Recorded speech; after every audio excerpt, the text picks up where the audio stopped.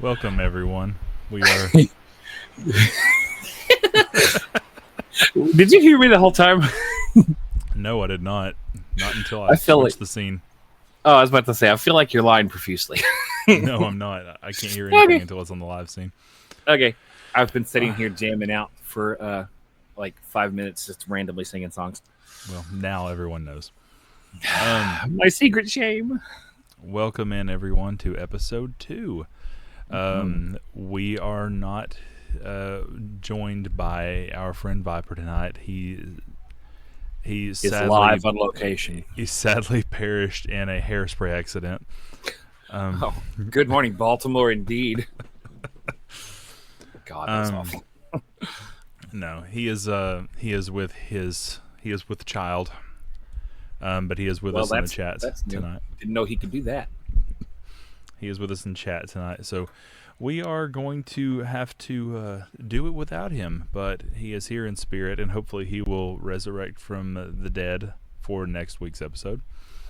But anyway, I will allow Dr. J to take it away on this one. How are you today? I can't complain. Just getting through another week at the job, and the longer I've realized we're doing this podcast and talking to people, the more it's going to get painfully obvious what I'm doing, because I'm going to drop a few little things about just the little bit everyday things I do. It's just most of the people I'm around are little short ones, and so I don't get to vent to a whole lot of adults.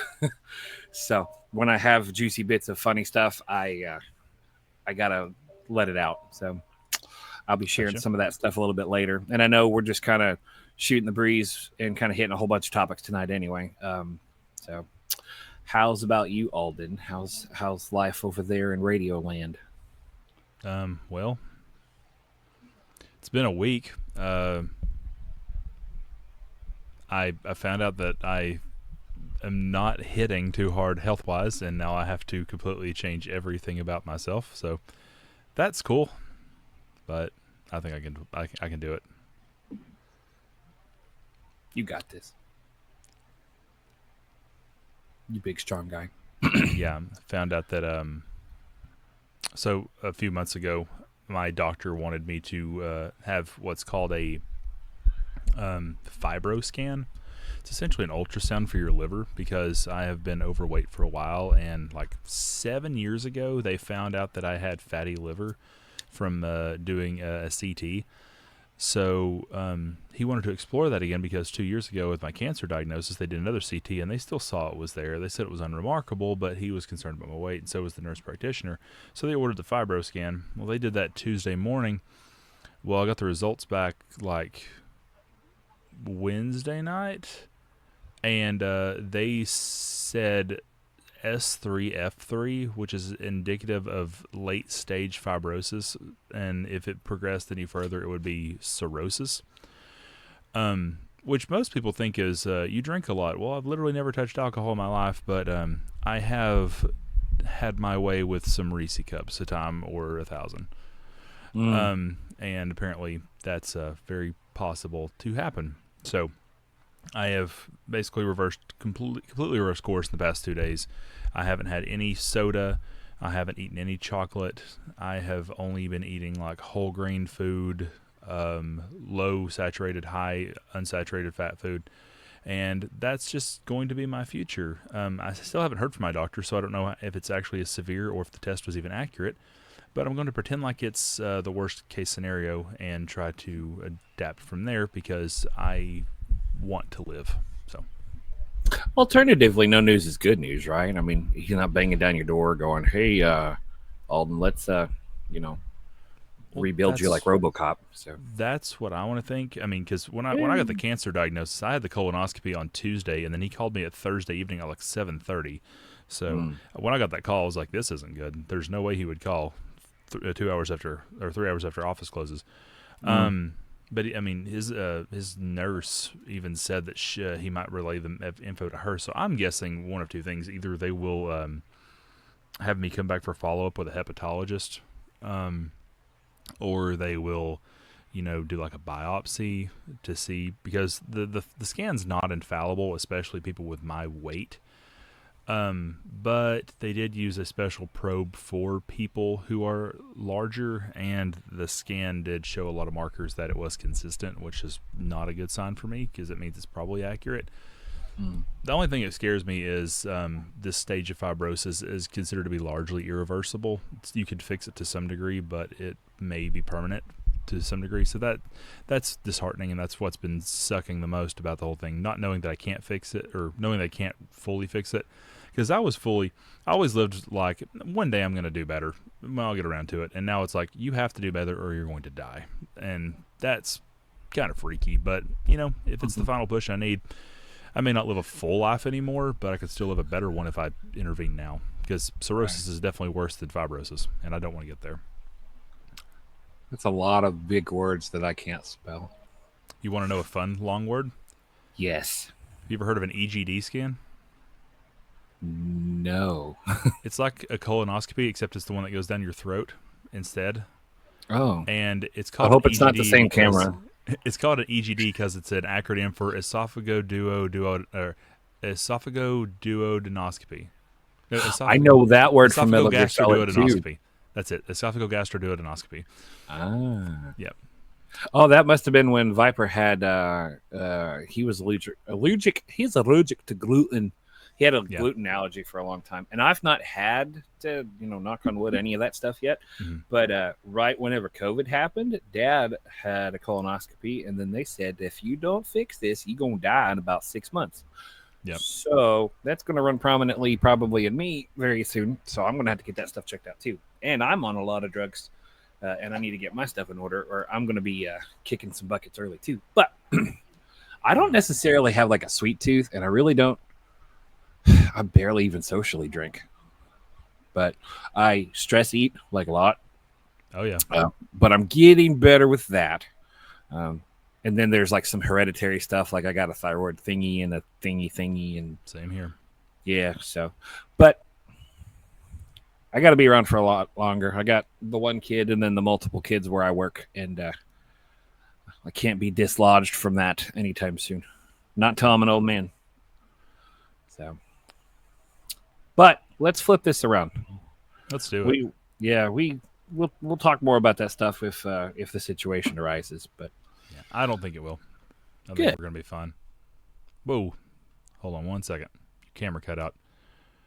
I expected that happens from time to time. Sorry, everyone. We're not using a completely infallible program. Nope. Tighten up. There we go. Yep. Collab Cam through Streamlabs is not the most perfect thing. I'm surprised it never did that once during our first stream, but here we go. 10 minutes into this one, and here we go. Viper is the one that's been holding the glue together with this. That's what it is, the duct tape and all that stuff. So, well, I have a JPEG of him right now. Generic Viper comment with a camera of his face. Let's see. Pop up. So what was a good thing that happened this week? For me, okay. So this is kind of what I wanted to share. We were kind of bouncing ideas because I know we're still kind of shooting the breeze and kind of getting our rhythm back down. So I've got this thing. I'll just go out and say it. I teach at an elementary school, and I'm a music teacher. So the deal. Over the summer when I'm, mulling my life existence and meaning on Earth when I'm stuck with an 8-year-old with nothing to do, I was, kind of scoping ideas for what I could do in the fall to kind of change things up and shake it up. But came across this idea for having the school create a playlist, because I would typically, when they come in the room, I play these little songs and snippets and stuff, and it's all me, man. I pick stuff stuck in my head. It could be a holiday coming up. It could be just, hey, check this out. And then the kids ask more about it, or they'll go, what on earth is this? And so I've been pushing the playlist thing for the last few weeks. I got a little suggestion box thingy, and they put little slips of paper in there. And my God, I don't know how those teachers read those kids' handwriting because it's atrocious. Um, but some of the songs are like, I'm really impressed and surprised they came up with some of these things. Like, no, I'm really bad with artist names, but like I've seen like Should I Stay or Should I Go? I've seen this Demon K-pop Hunter gimmick. I don't know what the Demon K-pop Hunter thing is, so I'm also scanning the songs just to kind of look through them and make sure there's nothing vulgar that'll get me fired or sued or thrown out of a cannon or anything like that. So we've got other things, like there was some song from the Lego Movie 2. There was several Morgan Wallen suggestions, but absolutely none of them can be used because they're all talking about drinking and your girl leaving you and a whole bunch of sentence enhancers that we can't hear at school. You're gonna have it.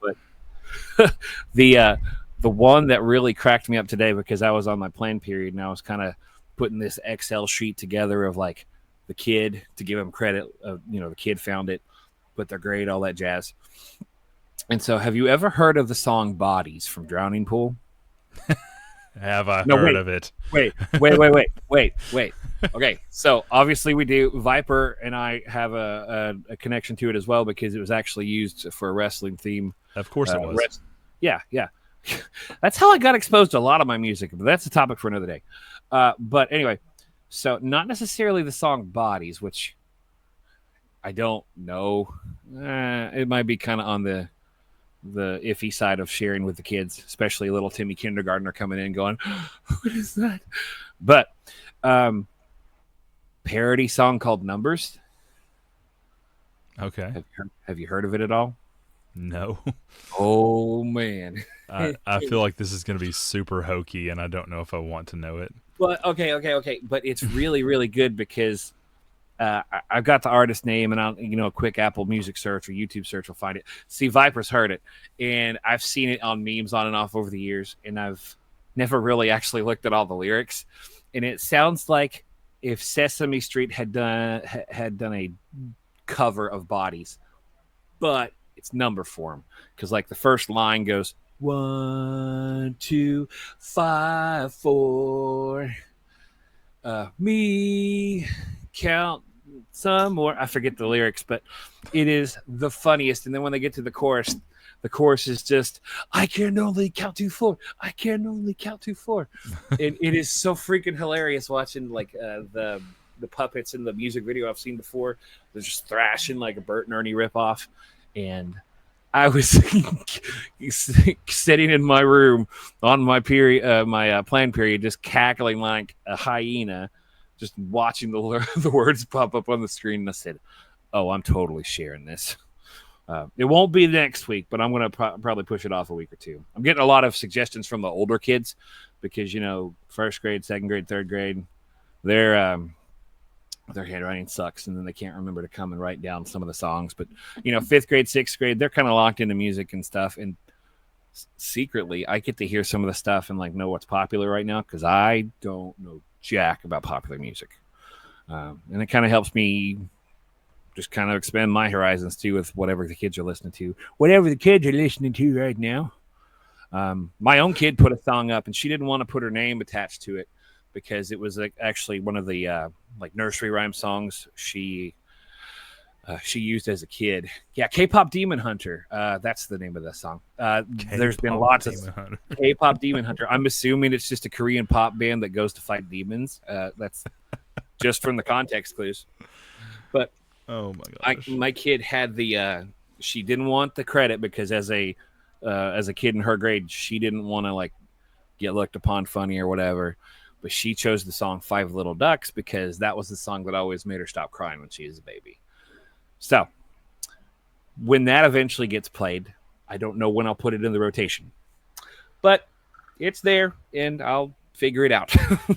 So that's the one I wanted to share. I thought it was pretty hilarious. And if you haven't checked out that number song, the parody of Bodies, you should. There are some other kind of goof songs, too, like the duck song. Got any grapes? Like, the duck song. Oh yeah. Yeah. I know the duck song. The duck song. I always assumed that when I saw that for the first time that there was going to be like a jump scare at the end because it had that kind of like hokey style to it, and I'm like, the duck's gonna Okay. explode. Okay. Speaking of jump scares, Yeah. one of the originals, and I didn't know this for a while. Um, it was the one that's playing like the flute music on the cars coming down the hillside, and then it goes around. You know this one, and then like Yeah. the zombie is like "Rah!" in the screen. Well, Yeah. that was for like a German energy drink called like K-Fee or something like that. Really? So that's what it was. It was a commercial. It's like, "Are you awake yet?" Is like what it said. Well, what's better is if you didn't know, they actually made a diet version. It was like a caffeine free or a diet or something like that. I couldn't imagine a caffeine free for an energy drink. Something. It was like a lighter version that wasn't supposed to be as intense. And they made a Yeah. commercial for it too. And this commercial is like legitimately to the T the exact same commercial. So you're watching it, you're like, oh God. And then right when it goes around where the guy is supposed to come out, it's this other guy comes up and goes, boo.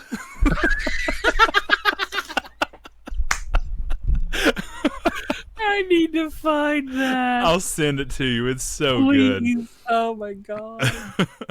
That's the best thing ever. But I remember our algebra teacher showed us that in class in like '05, and everyone screamed. It was like one of my first jump scares. Oh man. And then someone introduced me to E-Bomb's World, and there was the Where's Waldo jump scare game, and of course the Maze game was the classic. And then there's 8 Things Wrong with This Picture, and that one freaked me out so much because it was like on a static loop like every 20 seconds. So like it popped up and I ran away, and I was too afraid to go back to the computer because I was afraid right when I'd get back to close it out it would pop up again. So I'm, like, I'm hiding in the corner. I'm like, I can't do it. I don't remember having a whole lot of jump scares like as a kid. Maybe I had a handful of them. I don't know if I just didn't pay attention to it or just never stumbled upon them. But like the scare stuff for me, like was whenever I played my first Resident Evil, just because I was a Nintendo boy and I didn't have any PlayStation gear. But we were over at my aunt's house, and my uncle had a PlayStation. I'm like, oh, that's cool. What's that? Derp, derp, derp. What's this game? Oh, put it in the thing. It says Resident Evil. Derp, derp, derp. Walk down the hallway. Oh, my God, there's a car. And I remember running upstairs as fast as I could, and I'm pretty sure I saw my aunt naked for like 5 seconds because I startled her. She was changing or something. I was like, hey, Kathy, hey, Kathy, hey, Kathy. And then my brother, who was 6 at the time, he's downstairs, like I can hear him struggling, going, ah! And he apparently picked up the controller trying to salvage it. But that was a lost cause, and I had nightmares for years. I actually say Resident Evil Director's Cut was probably my actual first exposure to a horror game, even though I didn't play it. The town that that I grew up in, that's where my grandmother lived until she died. My cousin he lived in Knoxville, and he would come up almost every Friday, and there was a video store back when those were still a thing. And we went there and would rent games, and one day he saw that and he's like, oh, Resident Evil, I've heard it's so good. And I was like, I don't know what that is, but okay. And he was a year older than me, so we got it. I didn't play it, but I remember him sitting there playing it, and I was like, okay. And like I didn't register at all that it was supposed to be like that scary.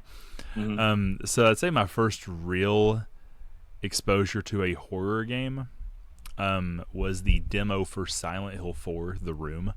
Really? And I actually still have the demo disc in my room in here somewhere. But my first actual horror game that I ever owned was probably Silent Hill 2. Did you play Silent Hill 4 on the Xbox or the PlayStation? PS2. Okay, cool. I actually only played that for the first time fairly recently because it was like less than $5 or something on GOG. It's so good, but it's so different. It definitely has its faults.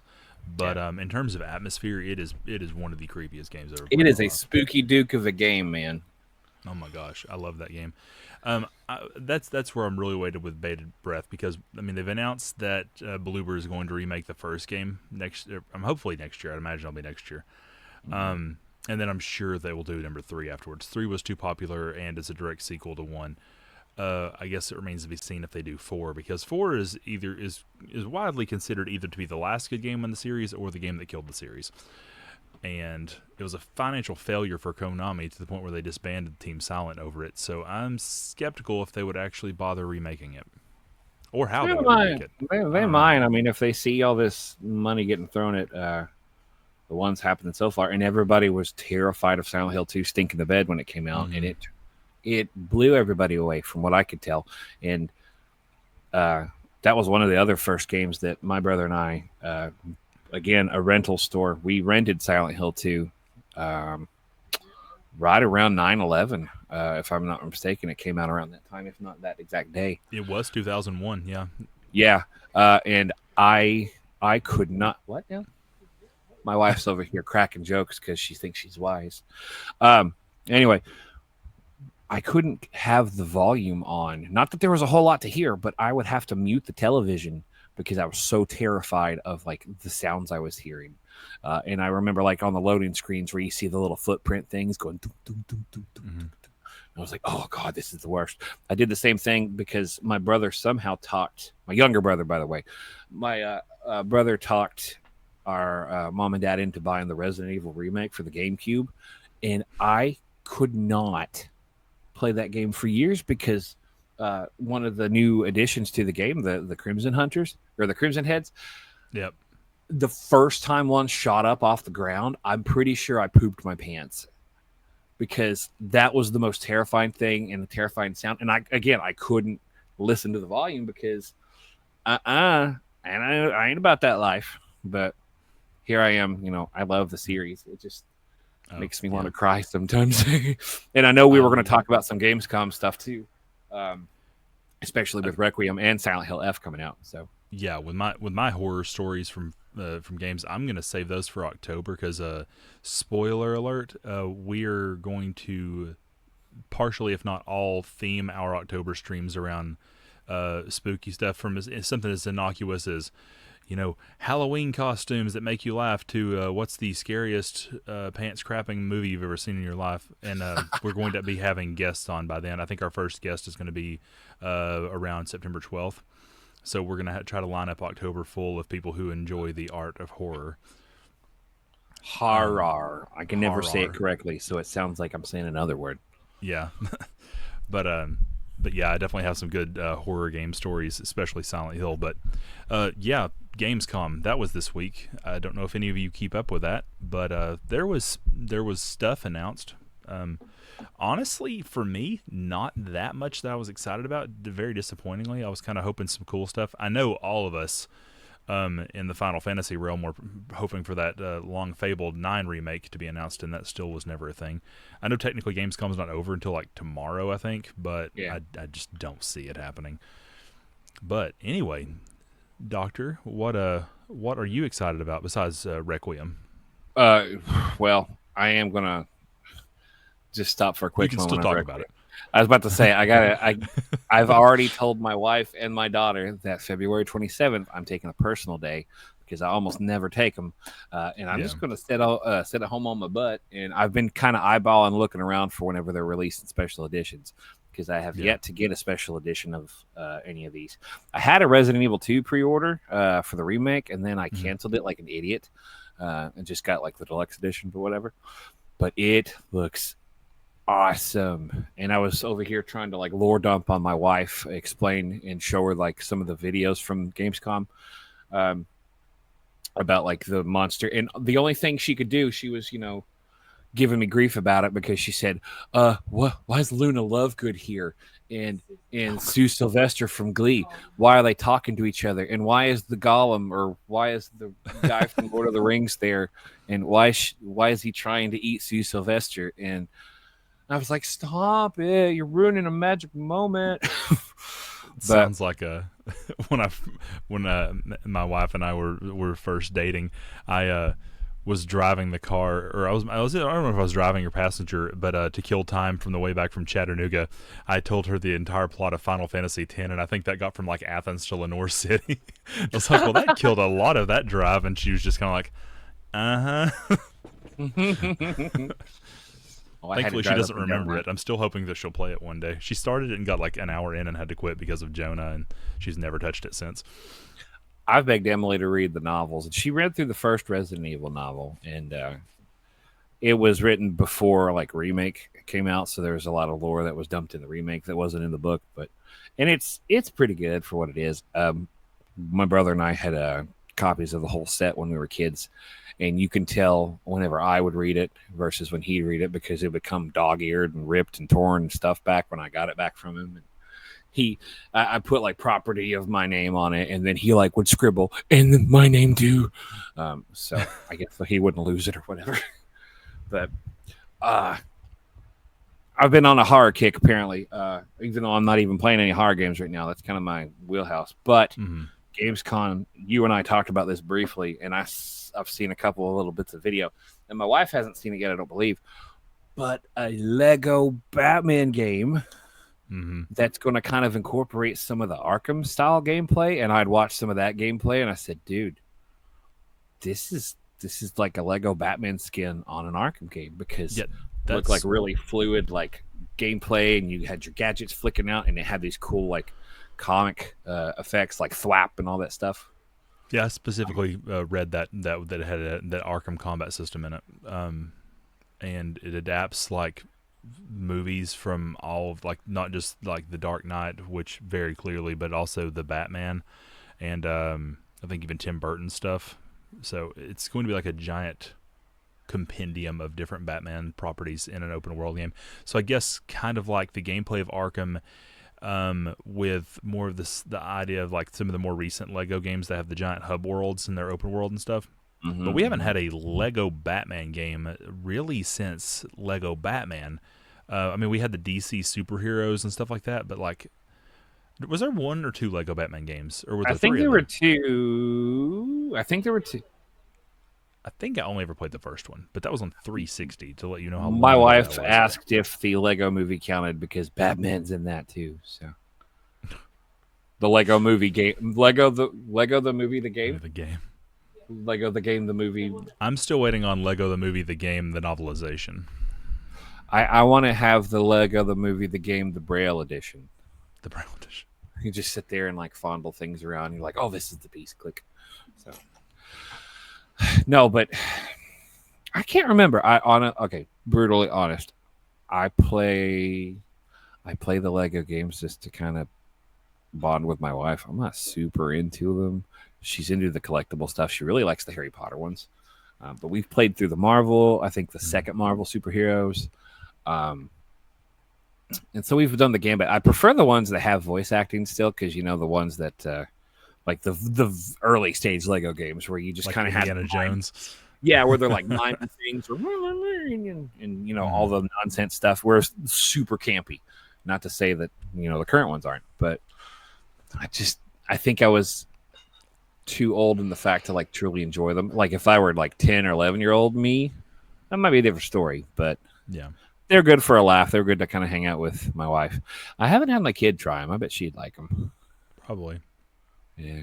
She's at that age now. Like I had to like wrestle the computer away from her because she insisted on playing The Sims before I got on here tonight. So she's old enough to figure out how all those buttons and doodads work with Sims. After the first Sims game, I was lost. Sims 4 now, it's hard enough living a real life, let alone a fake Sims life. My 3-year-old son is anything you play in front of him, he wants to try to play it himself, even if he's incapable. And the theory that he's been wanting to play is Infinity Nikki, because my wife and I play that one. She plays it a lot, and he wants to collect her stars for her daily stuff. He's like, I want to do your dailies. And then there's another game I started playing called Moving Houses. I don't know if you've seen this. It's a little indie game that came out a few months ago. I don't think so. Basically, you're just packing up boxes and moving them onto a truck. There's more to it than that, but I won't spoil anything because it's actually kind of fun. But he's like, I want to play the box game. He literally holds the controller like it's on his lap like this, and he's like got his hand and he's doing this, and then like trying to like push the button. So like he has like doesn't have the coordination or the hand size to do anything, but he's just having so much fun. And then there's this other game. It's like one of these hidden cat games, but this is a 3D one where you actually have to rotate and change. It's like an isometric view, so you can't see them unless you rotate the camera. But I actually let him sit down in my office a few nights ago, and the first level has 55, and he found like 27 of them on his own, and like actually managed to highlight and click them. Like, that's pretty good for a 3-year-old. Right? So I think he's got some potential. Yeah, I kind of thought of that one too. I'm getting run-ins from my wife here. You mentioned the box game. There was another game she said that was in a similar vein, because she's into the cozy games and the laid-back games. Not only does she like Sims, but she likes. I know she's been playing House Flipper 2, or House Flipper. I don't know if the second one's out. We tried an animal shelter game, but there were some glitches going on with it right now, and we can't get the multiplayer to work again. She'll be in the other room on her laptop, and I'm here on the desktop trying to play it, and it's interesting. But she had mentioned unpacking. Okay, moving houses is not like unpacking. So, spoiler warning for anyone listening who has never heard of this game and wants to see it and wants to not have anything told about them. It is actually a horror game. I was kind of getting that vibe the way you were saying it. It's a very subtle, and it's not like a, Is it like Doki Doki? Like it's weird stuff happens while you're packing up, and the house you're packing up is haunted. But I won't say much more than that. It's kind of freaky, but it's not like I need to put on a pair of Depends before I play this. Because it's not that bad, but it is interesting. It's kind of cool. I wish more games, because ESRB doesn't allow this, but I would love to get catfished into playing a cutesy game and find out that is honest to God. Like Doki Doki. I would love to play that and have no idea that that's what it's about. But unfortunately, you kind of can't. Because it's like, why is this game that's an anime dating sim style, why is it rated M? I'm scared. Why? For extreme violence and insert, and like, oh, okay. Because ESRB has to give it away.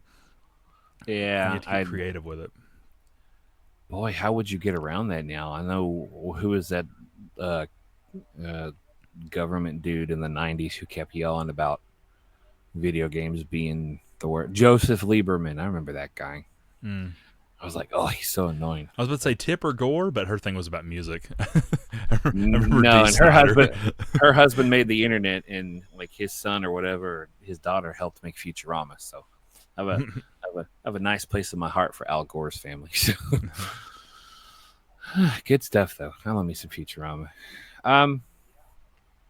Well, is there anything else in Gamescom that you kind of popped up on? I know we were going to talk about some other gaming things that weren't necessarily featured. I know Silent Hill F's coming up, and Metal Gear Solid Delta, and you and I talked about Resident Evil 2 coming out, and 3 coming out on the PlayStation Store without trophy support.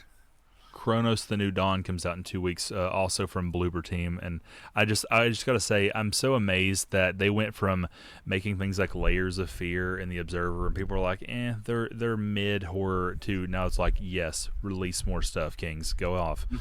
So I'm excited for Chronos. It looks pretty cool. I don't know much about it. Do you know? So from what I understand, it is a game that takes place in 2 time periods. It's very convoluted from what I understand, but it's like a first-person horror shooter, kind of like Dead Space, but it takes place in a post-apocalyptic future in Poland, and you can flip back into 1980s Poland, where there was an event called the Change happened, and it like caused everyone to like mutate into these like weird creatures and stuff. Oh. So you have to flip for a minute, my brain said you said the chain, and then I was like, oh, Fleetwood Mac's behind it. No, dang it, Fleetwood Mac. Why are you changing the world? My father-in-law actually met Mick Fleetwood at a concert and got him to sign like a drumhead. Oh, I don't have it laying out. I found a Fleetwood Mac vinyl at the flea market that is remaining nameless because it's really close to my house. Who freaking cares? No one's going to notice. But what album is it? I found Rumors for $3. I was so excited. Of course it was Rumors. Of course it was Rumors, yeah. Because my coworker loves like everything about Stevie Nicks. I've got a former coworker that was the same way. I feel like she was very into Fleetwood, and I like that style. It's not my favorite. Like my go-to is the Beatles, and I could just go on and on for. Oh, I know that. I could go on and on for that. I've got my room decked out. It's this weird concoction of superhero / wrestling / the Beatles.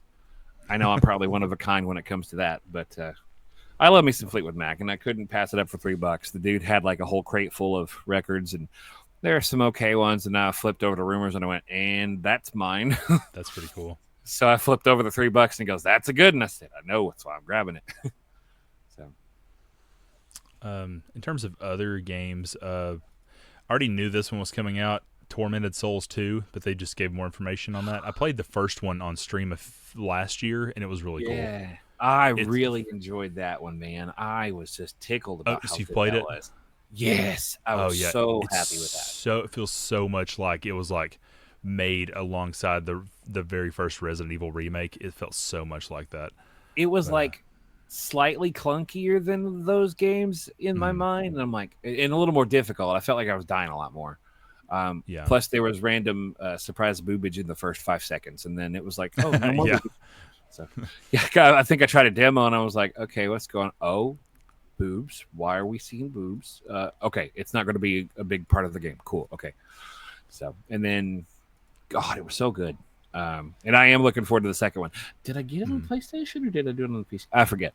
But definitely a pickup for me, and especially when the sequel comes out. Now, if we're talking about like kind of these weird, like not AAA horror games, have you ever tried Daymare? I've heard of it, but I don't know much about it. If I remember the story right, Daymare started as like a Resident Evil 2 remake, but like a fan-made one, if I remember right. And then Capcom was like, "Hey, buddy, we're actually doing it, so you please don't do that now." And so I think they took a lot of the assets and like flip-flopped it to something else. And it's pretty clunky too, like Tormented Souls. But if you like that style of game, like I think you had mentioned Alyssa? Yeah, Lisa. Yeah. If you like that style of game, then it's right up your alley too. There was a sequel to it too. The first one was Daymare 1998, which of course is like right on the nose for Resident Evil. That's what it's called. Yeah. And then a sequel came out, and I keep looking at it on the PlayStation Store when it hits a sale. But Daymare 1994 Sandcastle, and that sounds like a really odd sequel title. But I'm definitely going to pick it up whenever I have the free time and the focus, because I've heard it was a big improvement over the first one. So if you ever try the first one, you should. But I am more apt to buying a game if it has a series. I don't know why I get so obsessed with getting full series trophies, or at least attempting to. Right. But let's be honest. Of everything announced at Gamescom, nothing is going to be more exciting than Bubsy 4D.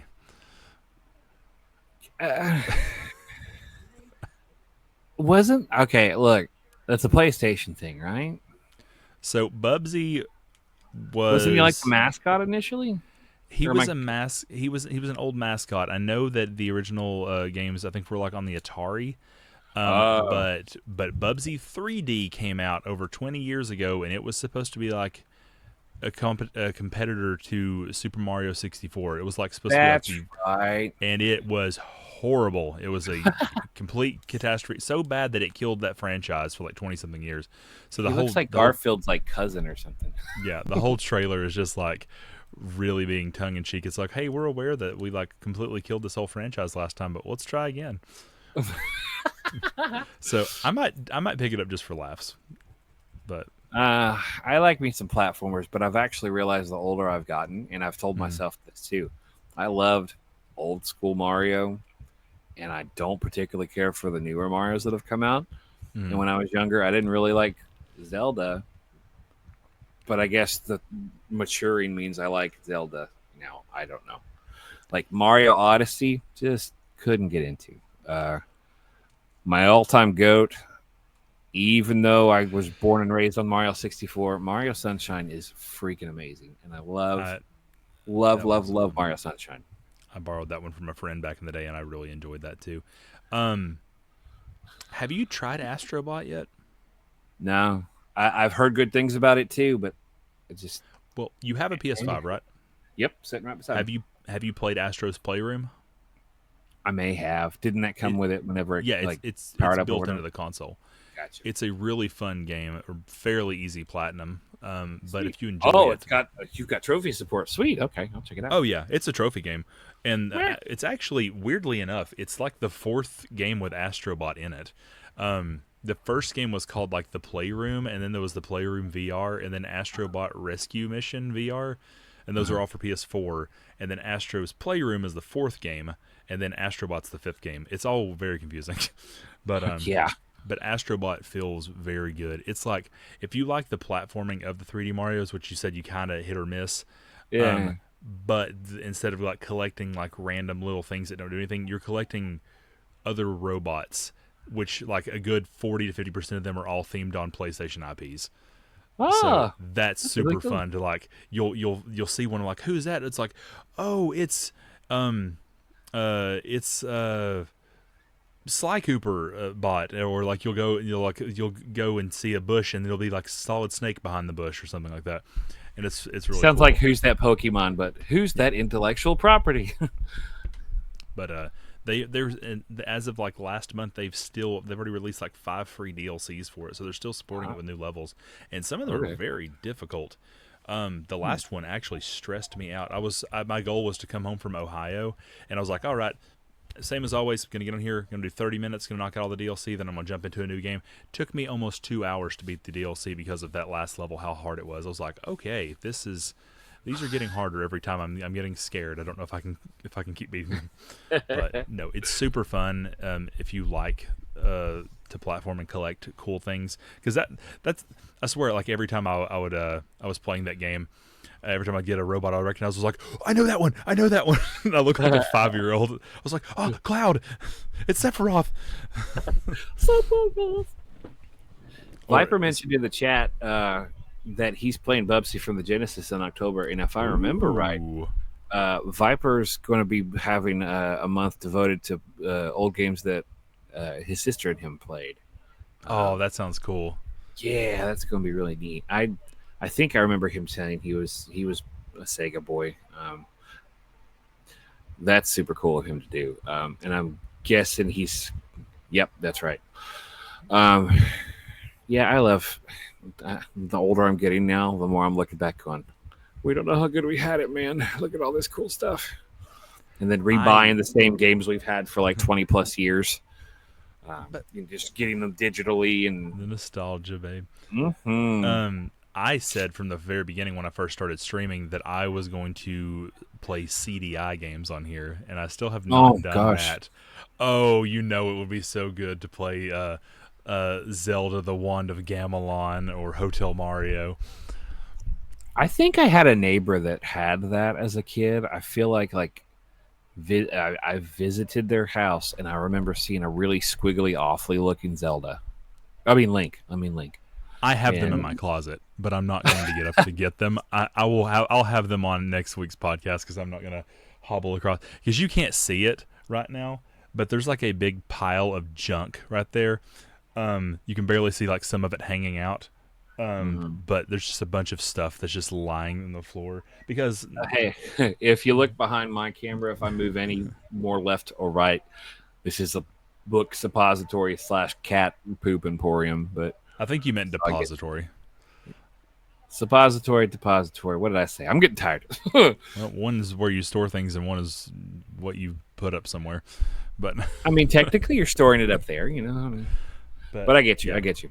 yeah, that corner with the little cloth Dark Souls map, that is it was a walk-in clothes closet, but because this is not a bedroom, I took all the shelving out and I turned it into a sound recording booth. But at some point it became storage, and now And I that pulled everything CDI out is of hiding in the storage. back. Yeah, the CDI does not work. So Oh, I found an emulator, but you have to pay like $35 for it. And I didn't want to because I wasn't sure if it would work properly. right. Um, but I have all the original discs, but yeah, you would need them for the emulator. But I don't know. We'll probably get it at some point because there were some cool games, and I would love to relive those terrible games. I've got a friend with a Sega Saturn that I've been trying to get off of him for like 5 years now, and he kind of dangles it over my head like a little carrot because full circle, he brought over a copy of Resident Evil for the Sega Saturn, which is a different experience, and you get like some extra stuff on there too. And for years, I've been like, "Hey, buddy, what you doing?" Trying to see if he's ready to let it go, and he's like, "You can borrow it, but you can't have it." I said, "That's I need possession of it. It needs to be with me, but I'm a hoarder. And then on a whim, I'll sit there and like, guess I don't need this anymore, and flip it for something, or go take it to McKay's and stack it up. And That's one of the only consoles I think I've never played. Was a Saturn. I've never touched. He brought it over, and we played a couple things, but it's cool. But I mean, I was not a Sega boy at all. I don't know if Zook ended up having a Saturn because he was a Sega boy, but I never owned a single console. Never had. I mean, I had a Genesis that didn't work. Viper did have a Saturn. I had a Genesis with 3 games, and that's really all I had for it. I had a Mario game, not a Mario game. What am I talking about? A Mickey and Minnie Mouse game, a Vector Man game, which was okay, and then Eternal Champions was like this ripoff of Mortal Kombat because that was the style at the time. Which was the style at the time? Eternal Champions. Never heard of it. Yeah, it had like this George Washington ripoff, and it had like this Wesley Snipes looking ripoff. It was, and like you would, I don't even know if it was supposed to be like George Washington, but I feel like I vaguely remember like this plantation looking background with him, and I'm like, maybe that was supposed to be George Washington or Thomas Jefferson, and it like was just remember Celebrity Deathmatch? Oh yeah, that was one I was told to not watch as a kid, along with South Park, and it kind of grossed me out initially watching Celebrity Deathmatch, but looking back at it as a full-grown adult big boy who doesn't get who can make his own decisions, it's just goofy stuff. I mean, it's clay animation. It's not hurting anybody. It is what it is, and it's kind of a product of us being kids and times being different. Oh yeah. It was given to me from Viper said it was given to me from one of my sister's friends. You got a Saturn gifted to you. Okay. You wouldn't happen to still have it, would you, Vipe? Mr. Meat. Mr. Bryman says Mr. Meat. I remember that show. Oh my gosh, that was. Oh, that show. I think it was a little past my time, but it kind of creeped me out a bit when I would see like ads for it. It was past my time too, but it was. Oh yeah, I remember catching it every now and then. No, I doubt the animation was so gross. Yeah, there were some really trippy ones in the 90s. And like how they got rid of, or how they put Rocko's Modern Life on Nickelodeon as a kid. I mean, that phone line that Rocco worked for. Oh baby, oh baby, oh baby. As a kid, no idea. Yeah, Mr. Big Rocco. I always remember when I hear the word glutton, I hear what's his name? Hef. I'm a glutton. and then Filbert going, I'm nauseous. I'm nauseous. Oh yeah, I remember that. And there were so many good one-liners. The dentist with the one-arm hook, and would always like finish her sentences with "Okay," and like turn her head at a 90-degree angle. Yep. Oh my gosh, you're unlocking some stuff right now. You are welcome, my good sir. Oh my gosh. What else was? I was telling my wife the other day. She didn't remember this, but do you remember Kablam? Oh yeah. Oh, sure do. Kablam was some. That was like Robot Chicken before Robot Chicken, except it was different styles for all the shows. That's a good description for it because I could never quite put my finger on it. I enjoyed it, but it wasn't my go-to. Like if it were on TV, I'd be like, okay, here we go. We've got something on in the background. I remember Prometheus and Bob, where they had those little little skits they had, and then the action figure segments where they would be like Action League now, and then don't remember much about that. There was like Scuba Steve or something, and he had this like French accent, and then the Naked He-Man. And Angela Anaconda, it was all like cut out, like paper cut out characters. And it was that part of Kablam, or was that like a different thing? I thought that was Kablam. Pretty sure it was Kablam. Was it? I could be wrong though. I don't know, man. I remember the little guest host too that had the blue hair and the green hair. Henry and June. I like the name June. June. Unless you're in Handmaid's Tale, then Under His Eye. But Action League now. You're unlocking a lot of stuff for me, man. I had that written down too about like obscure fandoms and stuff like that, and I wish I had brought. I wish I had brought that. I might have my daughter go grab it in a moment. But Obscure fandoms. do you I don't do know what you obscure happen to fandom would know? belong on. What? Do you happen to know Homestar Runner? I just know of it. I know you were big on it, but I don't know much about it other than Trogdor. Okay. I'll show you my Trogdor painting. By the way, for the record, it's thundering and booming here where I'm at. So if I lose y'all, I'll be back. I hope if the internet doesn't conk out on me. But give me like 10 seconds. I'm going to have my daughter grab something from her room. I got to mute so I can yell at her without making everybody's ears bleed.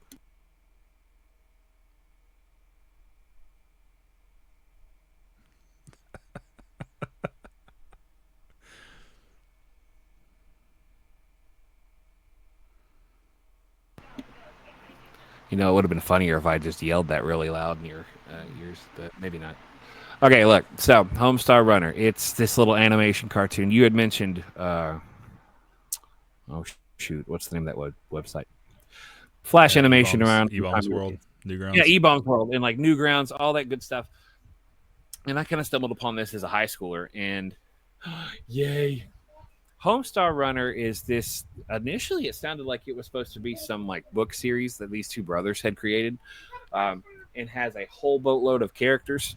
But it turned into this computer flash animated series, and actually, about a year ago, I stumbled back into the fandom after realizing it existed and kind of locking it away in my brain for like 20 years.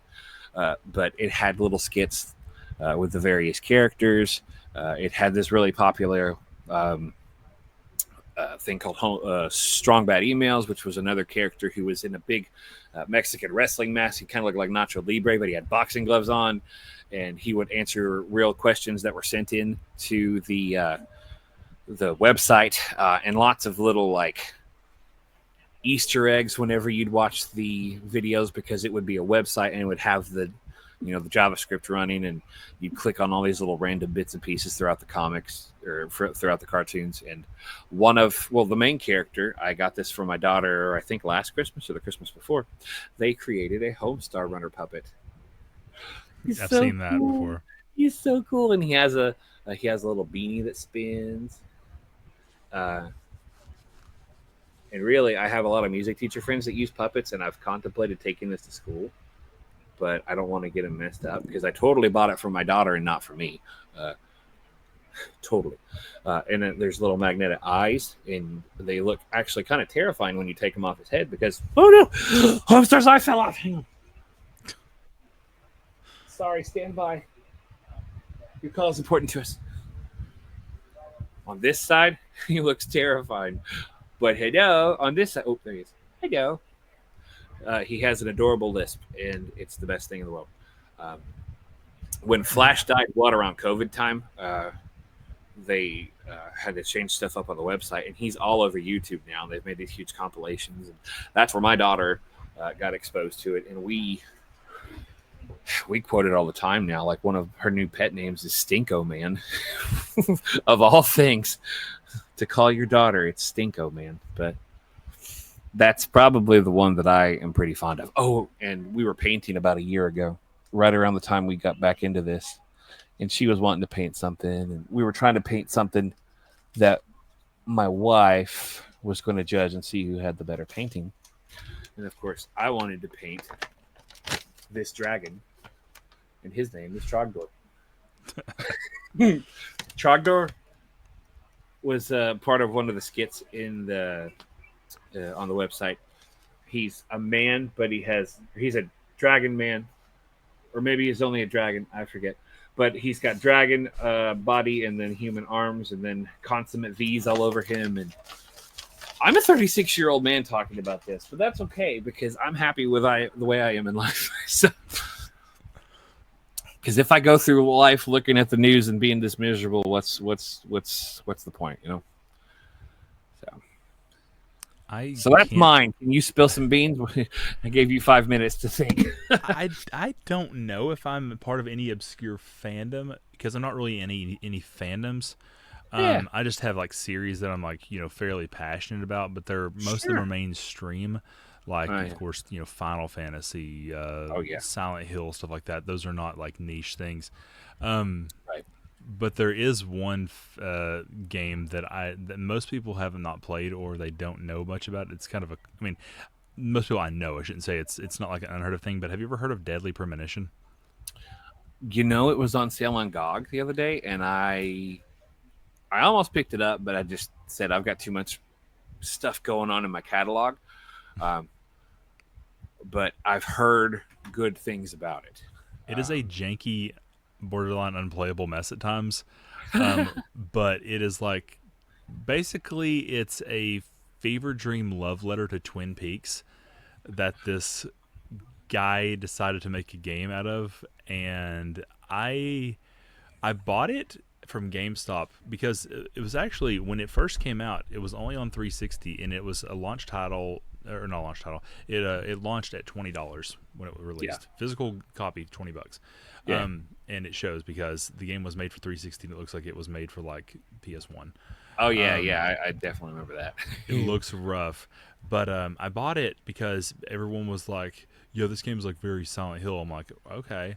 So then I start playing it. I'm like, "I don't see it," so I put it down. And then like a year later, my cousin, the same one that introduced me to Resident Evil, he came over and he started playing it, and I'm like, "Hang on, this is kind of cool." So then I decided after he left, I was going to start playing it again, and I played like completely finished it. God, I don't know what that sound was. I think the cats finally got fed up and just started destroying the kitchen because I haven't fed them. Uh-oh. I heard a loud bang. Um, but I started playing it and I like really became enamored with that story. And I guess as far as I can go with a fandom, but when Tennessee changed their license plates, and we had to get the new blue plates, Hmm. I wanted to get a custom plate and I couldn't think of anything cool. So what I did was every character in that game has their own unique vehicle with a unique license plate that has some kind of like little thing to their character. And I decided that I was going to do that. And because no one's ever really played this game or knows much about it, it wasn't taken. So I just got it. So my license plate is the same as one of the characters in the game. That's beautiful. I love it so much, man. Um, so I don't know if how familiar you are with GOG, and I don't know if actually the screen share will work on this. Will that knock me off if I click screen share? I don't think I have it set up for that. That's okay. That's okay. I'll have to get it set up for next time. Well, just so you know, if you're looking, if anyone is like trying to look up Deadly Premonition on GOG, it's PC based games where it's like you can buy a copy of it and it's yours forever. There won't be any sort of like things tied to it to kind of prohibit you from playing it. It's on sale right now for another 4 hours, 47 minutes, and 23 seconds for $1.24. Oh, nice. Yeah. I technically own it on 360, PS3, and Switch. So I'm definitely and PC. I might have to pick this up for $1.24. That's cheaper than a cheeseburger nowadays. It has, I will say, it has some good music if you like the weirdness of Twin Peaks, and it has a fairly emotional ending that still gets to me. So, there's a lot of good stuff. The House of the Dead remake, hmm. Stardew Valley, the Ghost. Stardew, man, I love me I some gotta start playing Stardew again. Can you believe it has been out for 10 years? Has it really? It launched in like February or March of something of 25, and it came out on consoles in like December of 25 or 15. Wow. I It came can't out remember like when I first started playing it. it came out like 2 days before my dad died, and I started playing it the day my dad died. I know I had it in 2018 because about 2 weeks before my brother had died, he was over because our daughter was turning 1, and he didn't really drive, let alone long distances. Yeah. And so he spent the weekend on my couch, and I said, "Hey, have you tried this game?" No. And he played it off and on throughout the weekend. He was just like I mentioned last week. He's a super big gamer, and it was kind of his shtick because we'll talk more about him some other time. But the plan was to get it for him for his birthday, and he died about a week after he was visiting. So, and I actually I've gone through like multiple farms on Stardew, and my main one I put easily over 100 plus hours in. But after he had died, I kind of left it alone for a while, and then I restarted a farm and kind of named my character after him. That was kind of one of my things that I would do when I'm playing and kind of trying to keep him around in my brain. I'll name my character after him, or I'll name something that was prominent to him. I went through the Star Wars Knights of the Old Republic games, not yeah, maybe a couple years ago now, and I tried to like Star Wars spin his name into the game, and I think I put it as like Benji something something, because his name was Benjamin, and Benji sounds Star Warsy. Like, okay, this will work. This will be good, but stuff like that.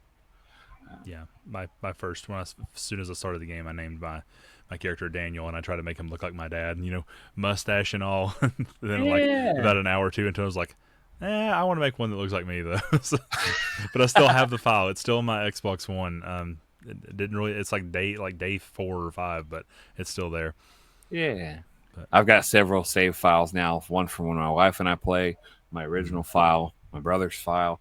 I have at least 2 where my daughter and I have picked up, and mainly I do all the hard work, and she runs around like picking up and like visiting people in town, and so she gets the fun part. But I'm I'm working hard on the farm trying to get stuff going.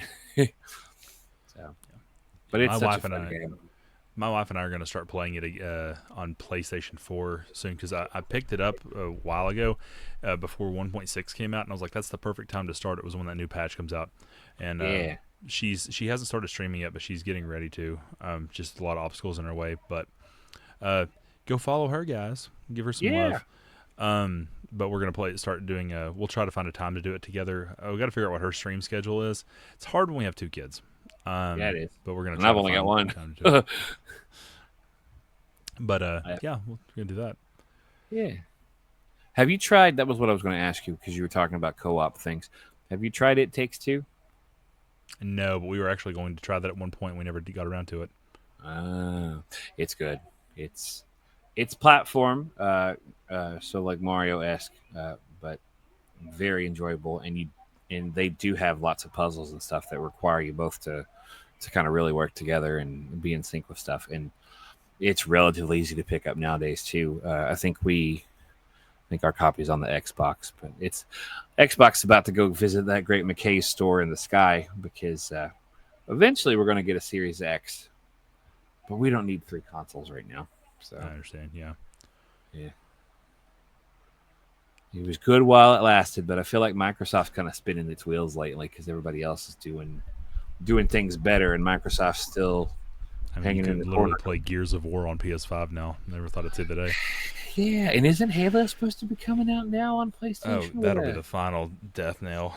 Yeah. I hate to see it, but I was never a fanboy for a certain console, and I would never give anybody crap over preferring one or the other. And quite honestly, it annoyed me watching people act like a bunch of 2-year-olds, because I understand about that. There's much bigger fish in the world to fry than Sony's superior, and Nintendo is the GOAT, and Microsoft is evil. Yeah, that stuff's stupid, man. There's bigger stuff in the world to worry about. But just play the game, enjoy it. Yep. Well, I wanted to get hear back that. Was it the Jonas Brothers? No, it's not Jonas Brothers. Shockingly, it was. That rumble might have been my wife after, I don't know, some Jonas news. It's thundering here still, so I wasn't sure if that got picked up or not. So that's why I kind of jumped. Well, I wanted to get into like more about our artistic background, because I feel like that's the theme of the podcast, and we didn't touch on that at all tonight. But it's okay. Without the Viper, it doesn't feel. That it's a shared experience. It's how we all met. So I think we'll say that for next week. I think that'd be fun to talk about next week. But I think we're reaching our end here. We're about an hour in, so we should probably start wrapping it up soon. Let me find someone to lovingly raid out to. All these nice viewers, appreciate you all being here. This is always a fun time. I got someone for us. my tab will stop freaking out on me. But yeah, we will be back next Friday as always. What do you have coming up, Dr. J, for your streams? Oh, we never touched on this either, but I We didn't really this one. love Kingdom Hearts 3, much to your chagrin. It's Even though not a I've bad only game. It's just two's better. okay, well, we'll agree that you're wrong. No, I'm kidding. I just for some reason I never could get into it, but Kingdom Hearts 3 up on the docket tomorrow night. I'm really liking it so far. I know that's going to be a long trek, so we're digging in. I am going to be back with Kingdom Hearts 3 Source. Yes, thank you, Penny. Controlling it. Kingdom Hearts 2 felt way too convoluted and text dump and info dump, and I just didn't care. I just wanted to play the game, and I couldn't use the dodge roll mechanic the way I wanted to. But then 3 seconds into Kingdom Hearts 3, dodge roll mechanic activated. I was a happy boy. Hold on, I pulled up the live chat, so if anyone has anything to say on this topic, we'll have a chat log on the screen. Come roast me. It's okay. I am going to be back tomorrow night with Wild Arms 2 again. I was going to finish it tomorrow, but I was so tired last night as I look right now that I couldn't finish it. I'm hopefully going to go sit on the couch until I pass out and try to do some grinding. But I'll probably get most of it done tomorrow and then finish it on Monday. But then Sunday, I'm trying to decide if I want to or not. Sunday's my birthday, and I don't know if I want to do a birthday stream. I did last year because it fell on a Saturday, and I did a music stream. And it's been a while since I've done one of those. But I would kind of like... Wow, that chat's very small. I apologize. We did not test run this thing at all. We will mess with that and try to get that working. You can barely read that at all. I'm sorry. I can read it. Now the chat comes. My nails are drying. Also, HBD. I don't know what HBD means. Yeah, you do. Think about it. Use all them brain cells in your big smart brain. Think about it. Context clues. That. Oh. Happy birthday. Oh, my Lanta. Okay. So I might do a stream Sunday. Either I might play like a fun little game. I've got some like goofy games, like Just Crow things, but I also could do another music stream. It's been a while since I've done. I've done haven't done a music stream since I think honestly the last one I did was for my 100th stream. And have you played Trombone Champ 332? No, I haven't. Oh my god, you should. Okay, it's so good. But sorry, unreleted. You said you're music streams and goofy things, and I said, "Oh, Trombone Champ is the goat." So I'll take your guys' input. If you want to, we'll do a stream Sunday, one way or the other. It'll either be music or it'll be a game. Just pop in and everyone just tell me what you guys want to do, and we'll just have fun. We might even just have to chat if we want to, but got to celebrate somehow. Considering that I can't go eat at my favorite restaurant anymore, or else I'll die. I know I'm being hyperbolic, but it's the only way to cope with the fact that I am terrified for my life. But anyway, I'll still be doing that, and then Monday night I'll probably finish up Wild Arms 2, and then I'm going to... Hey. I like it.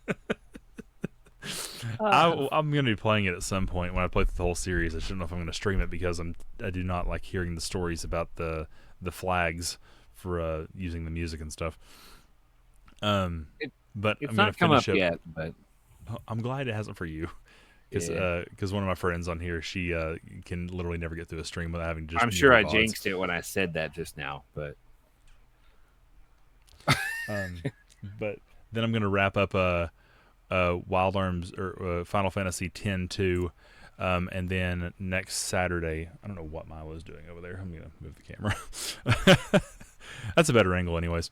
Is Birth by Sleep the card game? No, that's Chain of Memories. Birth by Sleep is the prequel with 3 characters, and it's actually pretty solid.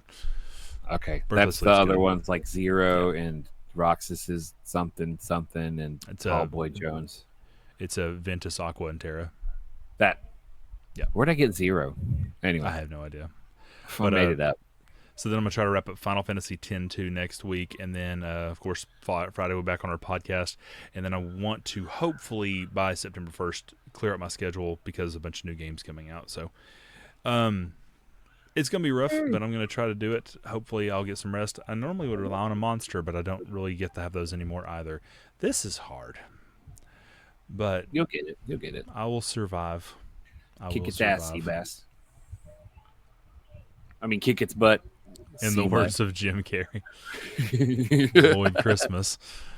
But anyway, I have been, during this stream, I have been working on an incantation from Nicholas Leminski's Thesaurus of Scales and Melodic Patterns, and I think I have found a scale that will bring Viper back from the dead. So we'll have him next Friday. I don't even know what day we do this anymore. Some day that ends in Y. Hopefully he's still with us. If not, we will find a replacement. And it will be a sentient cardboard box with his face on it. Or we could use Homestar Runner. Hello. I'm really bad at the puppet thing, but it's a niche. Or niche. It's a switch. Viper will be there. Hello.